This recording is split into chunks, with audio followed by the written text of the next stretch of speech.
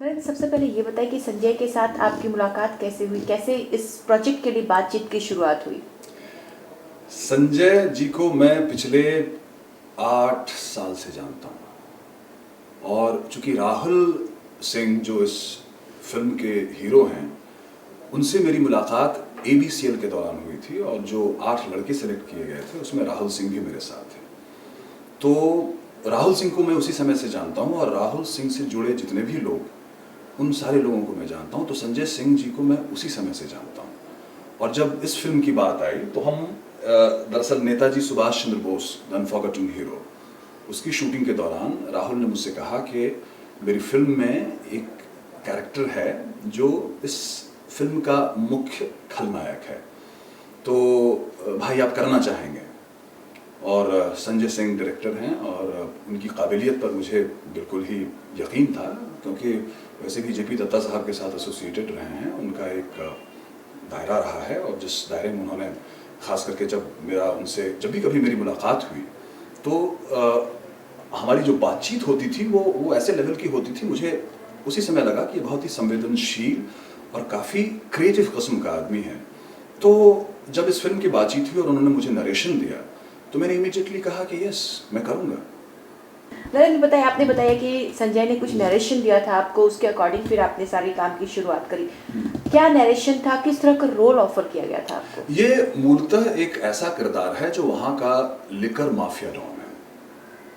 नरेंद्र, क्या नरेशन दिया गया था? संजय ने क्या कहा था? किस तरह का रोल ऑफर किया गया आपको? ये जैसा कि मैंने कहा कि ये एक नेगेटिव रोल जो मूलतः वहाँ का लिकर माफिया डॉन है और लिकर माफिया डॉन चाहे कोई भी इस तरह की फील्ड जहाँ पर जो भी नेफेरियस एक्टिविटीज़ होती हैं तो वहाँ जब भी कोई पॉलिटिशियंस वहाँ का लोकल होता है वो ऐसे लोगों को हायर करता है, खास करके इलेक्शन के वक्त में, और उसके एवज में डेफिनेटली जब भी कभी उसको ठेके वगैरह की बात होती है तो वो ठेका उसी को दिया जाता है। तो ये एक ऐसा किरदार है जो अपने दारू का ठेका चलाता है और अपने आप को उस इलाके का बादशाह समझता है।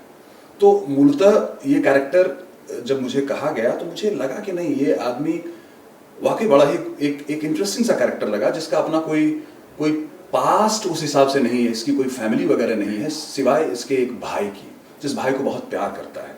तो उसके कैरेक्टर को सोचने के मामले में, समझने के मामले में मुझे कुछ ऐसे पॉइंट्स दिए गए, कुछ ऐसी चीज़ें दी गई जिस पर मैं खुद काम कर सका और मुझे लगा कि नहीं, ये वाकई ऐसा नहीं कहूँगा कि कुछ अलग थलग हटके जो एक नॉर्मल सी बात कही जाती है, लेकिन मुझे ये कैरेक्टर इंटरेस्टिंग लगा और मुझे लगा कि नहीं, करना चाहिए।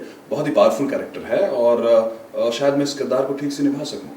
नरेंद्र, आप किसी पॉइंट्स की बात कर रहे थे, कुछ पॉइंट्स दिए गए जिसके अकॉर्डिंग आपने प्रिपरेशन किया। क्या कुछ अपने किरदार पर काम करने के लिए आपको कुछ खास तरह का प्रिपरेशन करना पड़ा? खास तरह का प्रिपरेशन, अब जैसे इसमें मैंने जैसे इस कैरेक्टर को जब आप देखेंगे तो आपको लगेगा कि इसकी जो दाढ़ी है वो बड़ा ही नेचुरल है। वो टिपिकल जो इसके नाम के हिसाब से यासीन खान इस किरदार का नाम है, तो इसकी जैसे मूंछ यहाँ तक नहीं है, यहाँ से बड़ी पतली सी लाइन खींची गई है। वो हमेशा जो है एक मफलर टाइप की चीज़ जो है वो ओढ़े रहता है। कॉस्ट्यूम के मामले में अपना एक केयरलेस टाइप का जो है अपना स्लीव जो है ये ऊपर उठाता है और हमेशा जो है पान पराग टाइप की चीज़ को चबाते रहता है। उस छोटे छोटे बाल हैं और कई बार क्या होता है कि आपके इन प्रॉपर्टीज़ के हिसाब से आपकी चाल चलन भी तय करनी पड़ती है। तो उस हिसाब से मैंने उसको ये किया, प्लस जो भाषा है, जो लैंग्वेज का जो स्तर था वो भी मैंने कुछ ऐसा ही मेंटेन किया।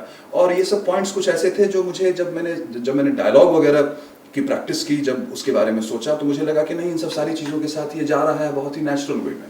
ये सब कुछ ऐसे पॉइंट्स थे जो एंड ऑफ कोर्स चूंकि उस इलाके का बादशाह है, लिकर माफिया डॉन है, किसी से डरता नहीं है, तो जब भी कभी बातचीत करता है तो उसी लहजे में बातचीत करता है, उसी तरीके से बातचीत करता है। ये सब पॉइंट्स कुछ ऐसे थे जो मुझे वाकई काफ़ी इंटरेस्टिंग लगे और मैंने उसका निर्वाह करने की कोशिश की। शूटिंग कहाँ हुई? इसकी शूटिंग हमने जोधपुर में की। जोधपुर के सेंट्रल जेल में ये शायद पहली बार हुआ कि हमने वहाँ शूटिंग की। वहाँ का बहुत अच्छा सीक्वेंस है। उसके बाद जोधपुर के आसपास के इलाके में हमने शूटिंग की। उसके बाद हमने मुंबई में शूटिंग की, मुंबई की 2-3 जगहों पे, और yes, that's it. Most of the time फिल्मों की शूटिंग जो होती है वो बड़े जगहों पर होती है, बड़े जगहों पर, बड़े शहरों में होती है, या फॉरेन में जाकर लोग करते हैं शूटिंग। आपने एक छोटे शहर में शूटिंग की, क्या नॉर्म्स कुछ डिफरेंट होगा, लोगों का क्यूरियोसिटी लेवल डिफरेंट होगा कि कुछ शूटिंग करने लोग आए हैं, कैसा एक्सपीरियंस है? देखिए, अब अच्छी लोकेशंस की अगर बात करेंगी और लोगों को अगर अच्छी लोकेशंस अगर पसंद होगी तो उसके लिए तो बहुत सारे चैनल्स हैं, ट्रैवल एंड लिविंग है, और भी कई सारे ऐसे, डिस्कवरी है, बहुत सारे ऐसे चैनल्स हैं जहाँ पर लोग लोकेशंस देख सकते हैं। मुझे ऐसा लगता है कि अगर कहानी के हिसाब से एक ख़ास इलाका अगर कहानी को सूट करता हो तो उससे बेहतर चीज़ और कोई नहीं हो सकती। अब सवाल है कि कहानी जोधपुर की हो, कहानी जो है कच्ची शराब के ठेके की हो, और हम स्विट्ज़रलैंड में जाकर उसको शूट करें, तो ये तो कोई बात नहीं। मेरा सवाल ये था कि वहाँ के लोगों में क्यूरियोसिटी लेवल डिफरेंट वहाँ के होगा। लोगों में क्यूरियोसिटी डेफिनेटली, छोटे शहरों में तो क्यूरियोसिटी खास करके फिल्म के प्रति लोगों की होती ही है। तो हाँ, लेकिन हमें किसी तरह का कोई डिस्टर्बेंस नहीं हुआ, हमें बड़ा अच्छा लगा, लोग काफ़ी कोऑपरेटिव थे, और ख़ास करके उस इलाके में चूँकि पहले भी कई बार शूटिंग होती रही है, आज भी हो रही है, इसलिए लोग वहाँ पर किसी तरह का डिस्टर्बेंस क्रिएट नहीं करते, कोई ट्रबल क्रिएट नहीं करते। और ख़ास करके जो हमारा सेंट्रल जेल का सीक्वेंस था, जोधपुर सेंट्रल जेल का, वो एक ऐसा इलाका है जहाँ पर लोग आम लोग वैसे भी नहीं आ सकते, इसलिए किसी तरह का डिस्टर्बेंस नहीं था। It was quite good.